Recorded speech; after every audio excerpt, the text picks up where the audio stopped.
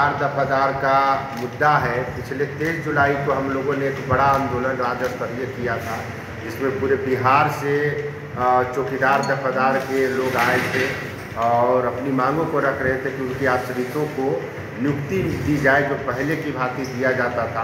अधिकतर उसमें अनुसूचित जाति के पासवान जाति के लोग हैं। तो हम लोगों को बिहार सरकार से यही मांग है कि जो चौकीदार का जो पहले से नियम बना हुआ था कि उनके मृत्यु के बाद उनके आश्रितों की नियुक्ति डीएम के माध्यम से होता था, तो और 2023 तक हुआ है, नियुक्ति हुआ है, मगर अब नहीं हो रहा। इसे पूरे बिहार के चौकीदारों में एक आक्रोश है और ख़ास करके अनुसूचित जाति पासवान जाति के लोग हैं।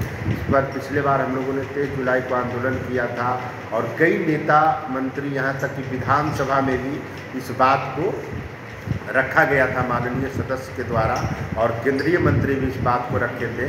आगामी 25 नवंबर से विधानसभा का सत्र है। हम लोग माननीय मुख्यमंत्री नीतीश कुमार से यह मांग करते हैं कि चौकीदार का जो पहले के भांति नियमावली है रखा जाए और 11 नवंबर को फिर से हम लोग कई हजार संख्या में पूरे बिहार के चौकीदार दफादार संघ पंचायत के लोग आएंगे, हर एक थाना से आएंगे और कारगिल चौक से बिहार विधानसभा मार्च तक माननीय मुख्यमंत्री से मुलाकात करने के लिए अपनी मांगों को रखेंगे।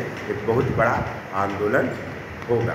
इसमें तो चिराग जी बोले हैं कि हम इसमें एक्शन लिए हैं, तो उसमें कुछ लोग हुआ। माननीय चिराग पासवान जी जरूर इस पर पहल किए थे। माननीय मुख्यमंत्री जी से बात हुई थी।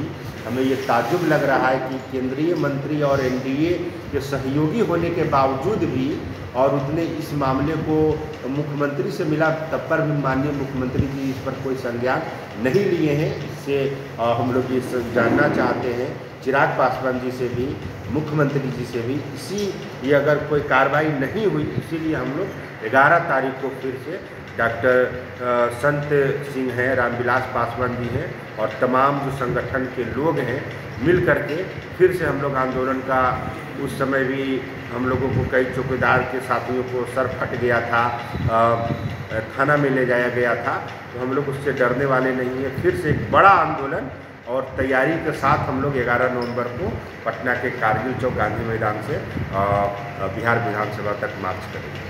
ये बहुत पुरानी व्यवस्था है। ऐसे तो जब अंग्रेज़ों ने एक्ट बनाया तो इसको आया, लेकिन ये माना जाता है कि बिहार की ही धरती से ये व्यवस्था विश्व को दी गई है। विक्रमादित्य चंद्रगुप्त द्वितीय विक्रमादित्य के शासनकाल में व्यवस्था हुई और चूँकि अपराधियों के बीच में चौकीदार दफदार रहते हैं, उसी समय से ये कानून बना कि उसके जगह पर उसके किसी परिजन को, उनके बेटे को बहाली की जाए। और ये वहाँ से आया 1870 में जब एक्ट बना चौकीदारी मैनुअल, ये जब हम लोग बिहार बंगाल उड़ीसा एक ही प्रांत था, तो कलकत्ता प्रेसिडेंसी के तहत ये कानून बना चौकीदारी। उसमें भी ये व्यवस्था की गई कि ये अपराधियों के बीच में रहते हैं और यदि ये सेवानिवृत्त हो जाएंगे या इनकी सेवा से हटा दिया जाएगा तो ये खौफ खत्म हो जाएगा और इनकी हत्या की ये आशंका रहती है। चौकीदारी सबसे खतरनाक काम है, अपराधियों के बीच में रह करके अपराध की सूचना देना। इसलिए उन्होंने कहा कि उनके जगह पर उनके बेटे की नियुक्ति होगी।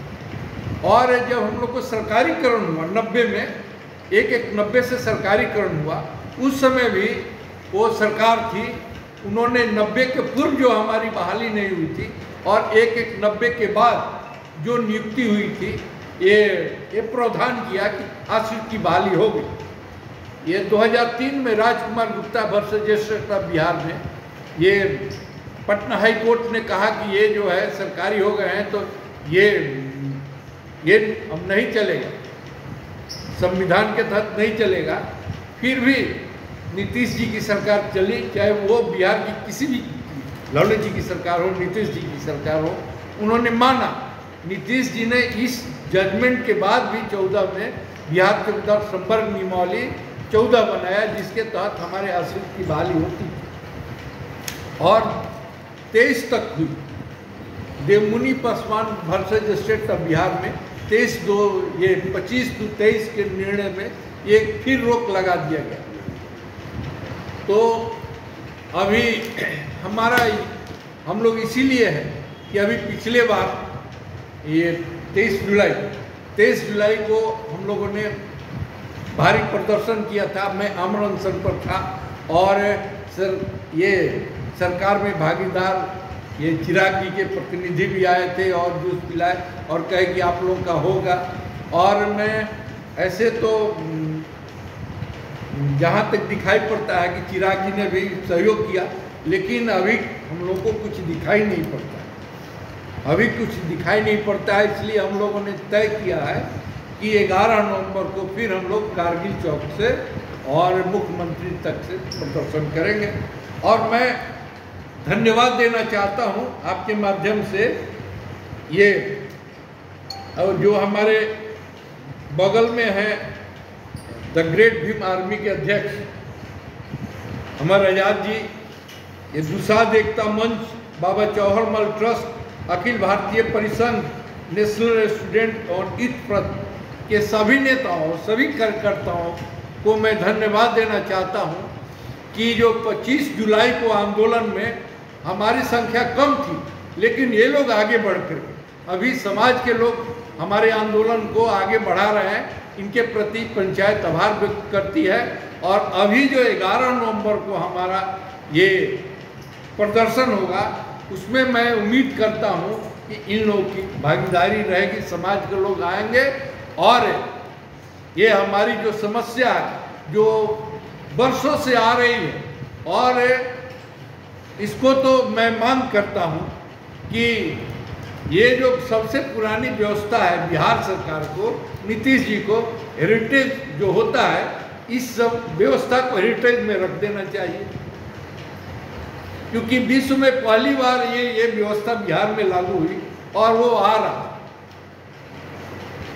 तो मैं आपके प्रेस के माध्यम से कहना चाहता हूं माननीय नीतीश कुमार जी से कि अभी 25